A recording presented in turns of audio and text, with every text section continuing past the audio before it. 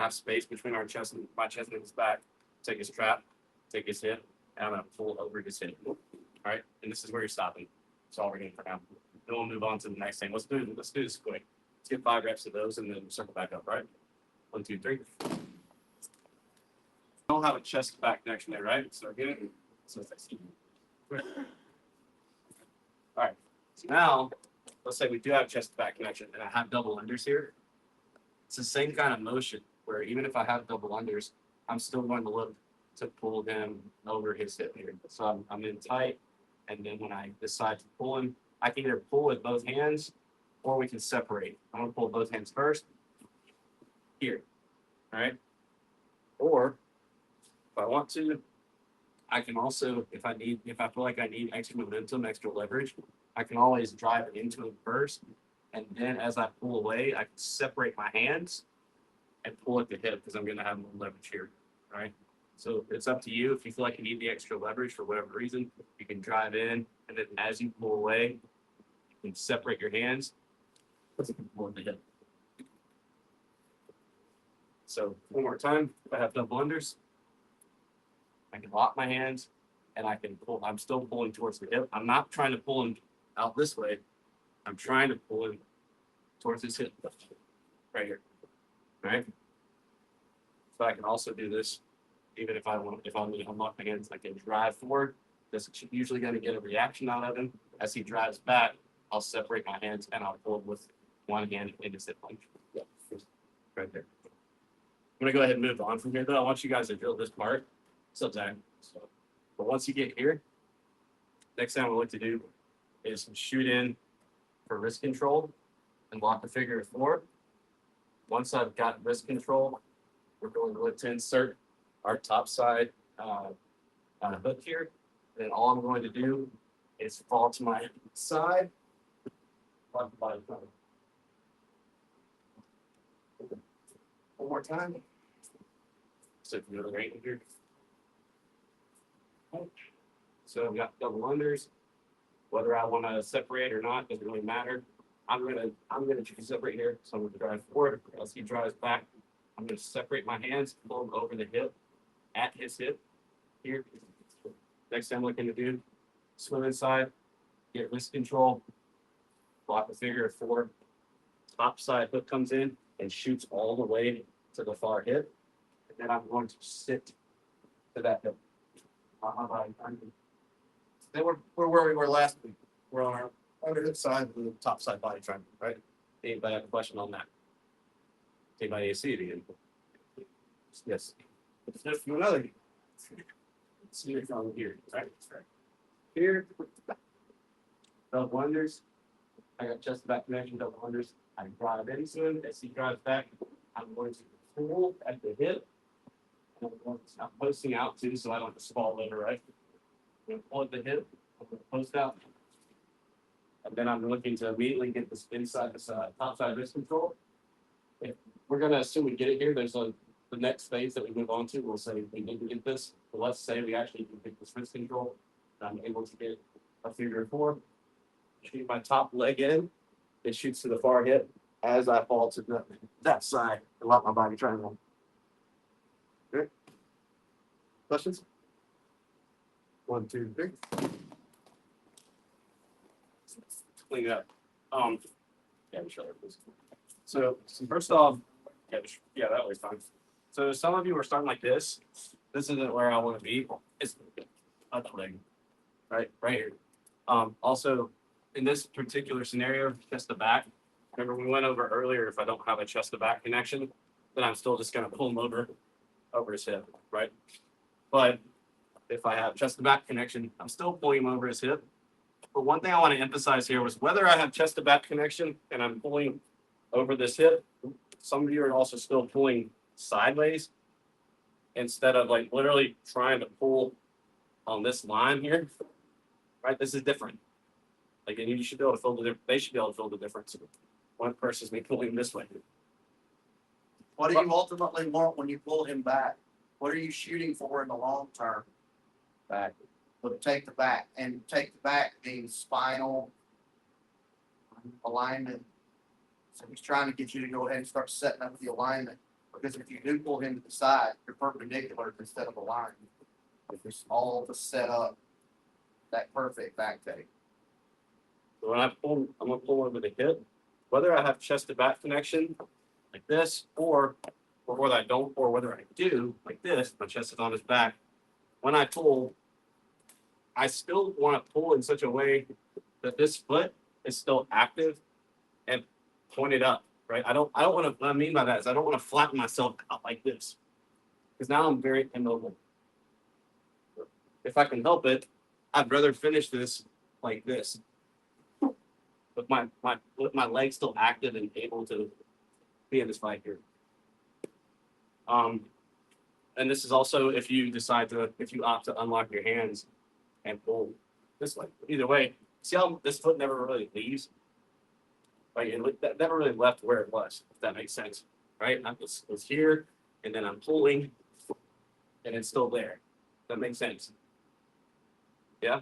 It's not straightened down. I'm also not falling to my hip yet. Like this is like the checkpoint.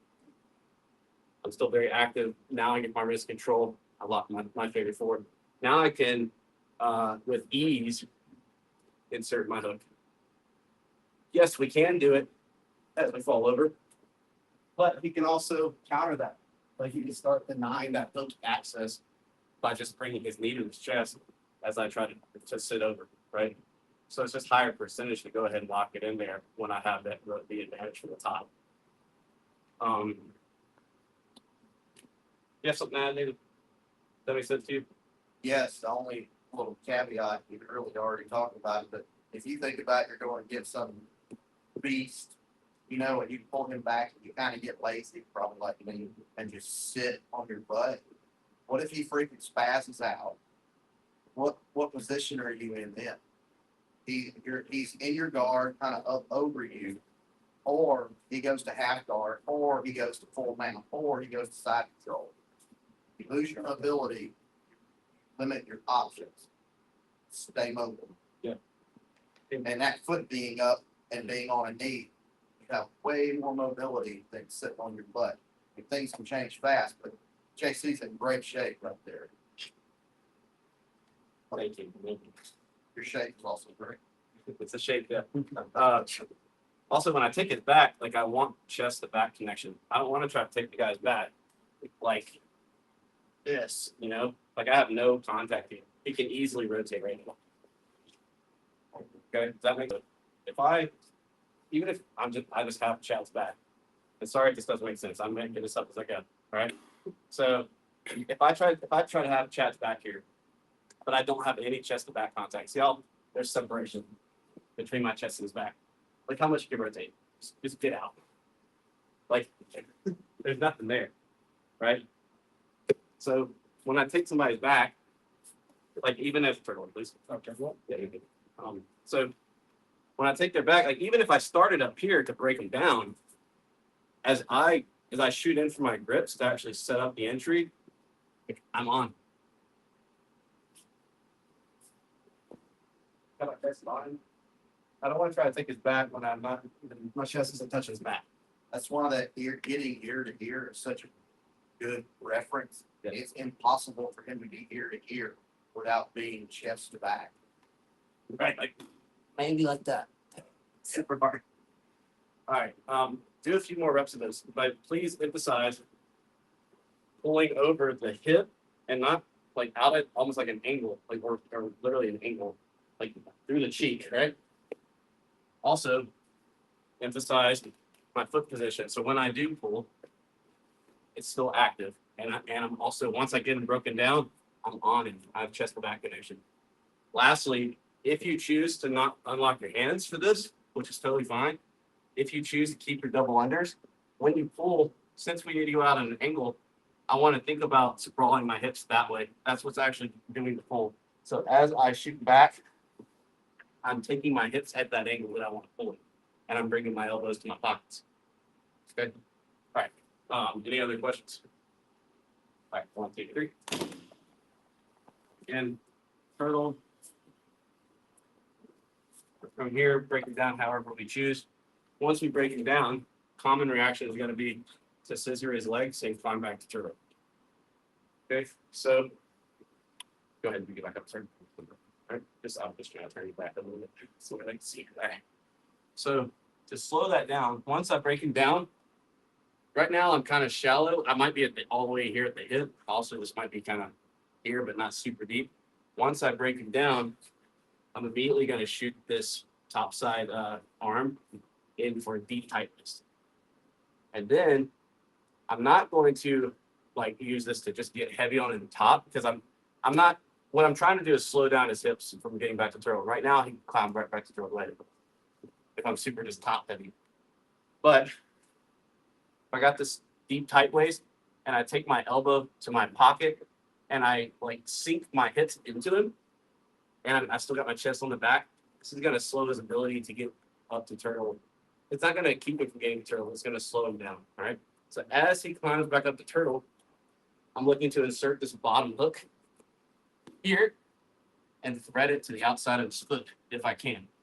Right now, I can't do it. I don't know. I guess it's short leg or something. I don't know. That's fine. I shouldn't be a big deal. From here, I'm going to get my other foot and make a foot-to-foot connection here. Next thing I'm going to do is we're going to break him down with what's called a power half Nelson. I'm going to put my wrist right here over the neck, my palm up. I'm going to grab a gable grip, this underhook arm. And what I'm looking to do is take his chin to his chest by flaring my elbow. So I'm this motion. I'm pulling this elbow up and I'm pushing this elbow down to take his chin to his chest. All right. An important detail that we just figured out was not too deep with my wrist here. Hold my wrist like right here at the base of the neck. And then as I'm going to flare my elbows, everything else stays the same. I'm in tight and I'm flaring my elbows. I'm taking it to this side. Immediately, I'm still looking. I want to make sure that I'm able to trap this calf here. Because my foot's on the outside, he can just bring his leg to the inside, go ahead. Your bottom leg. He can just get it out of it. Yeah. Right. And then I'm not going to have nearly as much control. But if I didn't already catch this for whatever reason, I want to be able to trap that as soon as possible to prevent him from just like clearing his calf under my foot. You see this guy, guys, right here? I want to be able to track that. Next thing I want to do, I have all the control here. As long as I extend that leg, I don't let him get that leg back under my foot. And I have all this control by that's still that same push-pull motion with my elbows. From here, I want to look to insert my hook. So I might just be able to go straight there like this. Or he could be blocking me with his knee from getting it in. What I'm going to do here is I'm going to open him up some more by flaring my elbows. And I'm going to point my toes out to give myself the best chance of inserting my heel into his hip. Once it's inserted, I'm going to use this momentum to pull him over and keep inserting my hook deeper to the top to lock that triangle as this arm comes out and locks my seatbelt.